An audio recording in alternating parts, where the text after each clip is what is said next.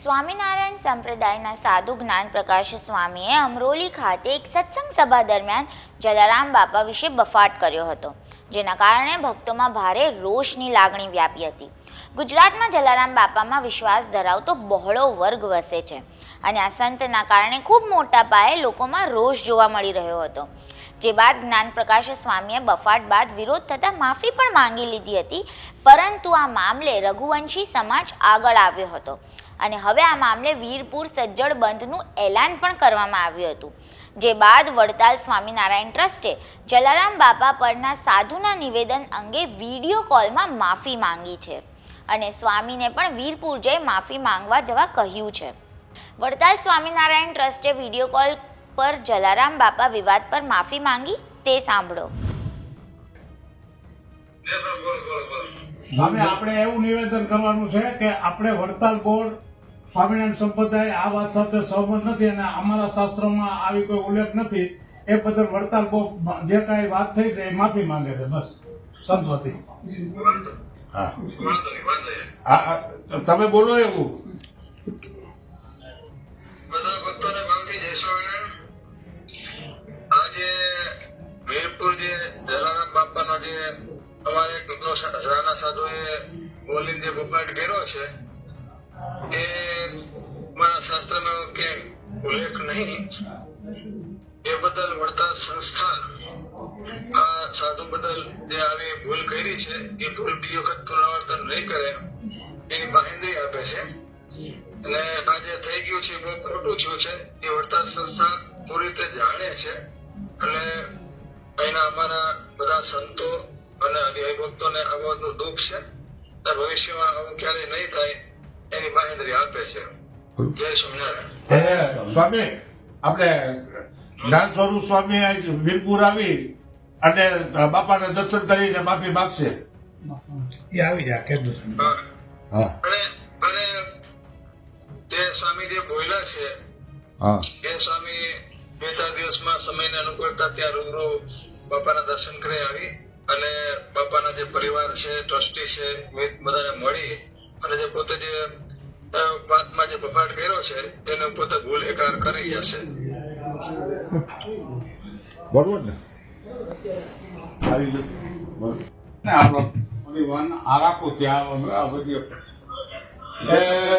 સ્વામી જય સ્વામિનારાયણ.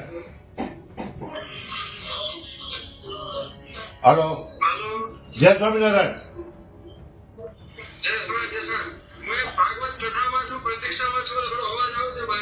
હા, એ કઈ વાંધો નહીં, પણ અત્યારે અમારે શું છે કે પ્રેસ કરવાની છે ને એટલે ચર્ચા કરવી જરૂરી છે.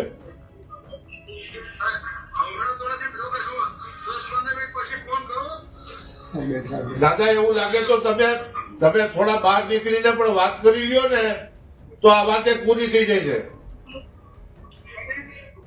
પ્રોગ્રામ ચાલુ હા, તમારો અવાજ આવે છે અહીંયા. આ જે કઈ બન્યું છે વડતાલ બોર્ડ એમાં સહમત નથી. હાલો દેવસ્વામી, ગાંધીમાં બેસી વાત કરો.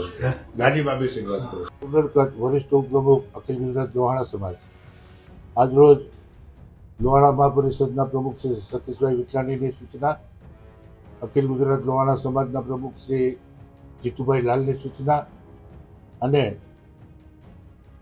અખિલ સૌરાષ્ટ્ર રઘુવીર સેનાના સુપ્રીમો ભાઈ શ્રી ગિરીશભાઈ કોટેચાની સૂચના અનુસાર આજરોજ વીરપુર મુકામે આ આંદોલન અને સમાજના રોષ બાબતે અને આ રોષ અને બાપાની રજામંદી અને આ રોષ બાબતે શું કરવું એની ચર્ચા અને આના ઉકેલ માટે આજરોજ અહીંયા આવવાનું થયું.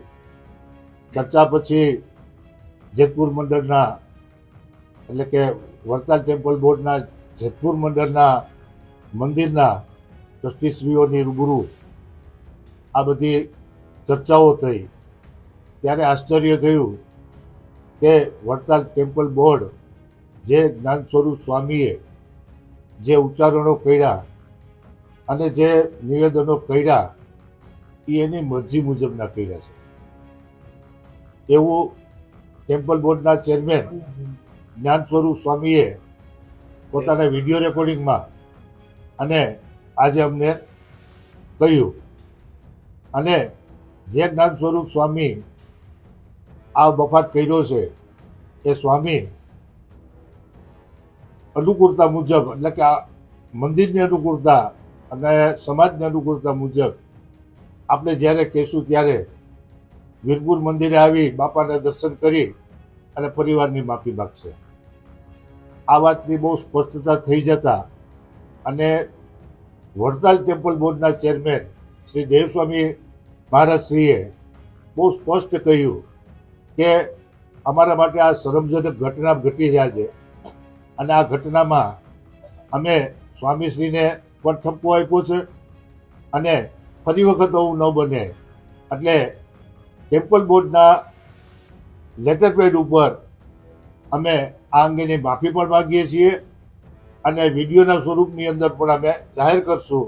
અને પૂજ્ય જલારામ બાપા વિશે અમારાથી કે અમારા સંતોએ જે કંઈ નિવેદન કે બફાટ કર્યા છે એનાથી અમારો સંપ્રદાય દુઃખી છે.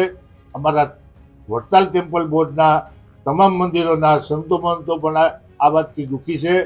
અમે પોતે કે જલારામ બાપામાં આસ્થા ધરાવીએ છીએ અને બાપાના પ્રસાદમાં પણ અમે એક ભગવાનનો પ્રસાદ માની અને અમે લઈએ છીએ એવી વાત કરતા આજરોજ આ જે કાંઈ વિવાદ હતો એ માત્ર ને માત્ર જ્ઞાન સ્વરૂપ સ્વામીના બફાટ અને એમના કોઈ પુસ્તકોમાં વાંચ્યું હોય કે ન વાંચ્યું હોય પણ એ પોતાનો બફાટ હતો, પોતાનો પ્રચાર કરવા માટે અને પોતાના ફોલો વધારવા માટેનો એક આ પ્રયાસના ભાગરૂપે એવું કર્યું હોય એવું એક ફલિત થતા અને એને માફી માંગવાની અને વીરપુર આવીને માફી માંગવાની વાત કરતા આજે આ વિવાદનો અંત આવે છે. અને જલારામ બાપાના આશીર્વાદથી, જલારામ બાપાના પરિવારના આશીર્વાદથી અને એમની સૂચના અને એમની વાત મુજબ આજે આ વાત પૂરી થતા આ વિવાદને આજથી આપણે આ પૂર્ણ વિરામ કરશું અને જલારામ બાપાનો જયનાથ કરશું. બોલો જલારામ બાપાની જય. ખાસ કરીને એક વાત કહેવાની એ છે કે જે પરિવાર આજે અહીંયા વીરપુરની અંદર ખાસ કરીને આ વિશ્વની અંદર નોંધનીય વાત એ છે કે આટલી મોટી ઘટના બન્યા પછી પણ આજે જલારામ બાપાના વીરપુરનો જે પરિવાર છે એ ખાસ કરીને એવું કહે છે કે જો એ હૃદયથી માફી માંગે છે તો બીજા કોઈ વિવાદમાં જે છે એ પડવું નથી ને માફી માંગવી છે.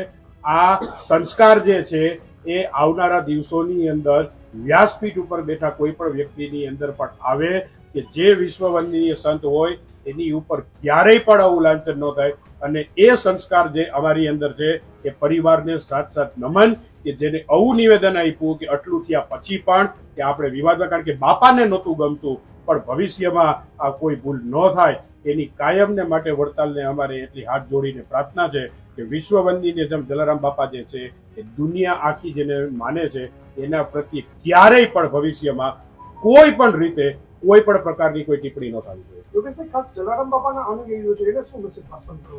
જલારામ બાપાના અનુયાયીઓમાં માત્ર લોહાણા સમાજ નથી, 18 વર્ષના લોકો એને જોડાયેલા છે. મુસ્લિમ સમાજના લોકો પણ જોડાયેલા છે.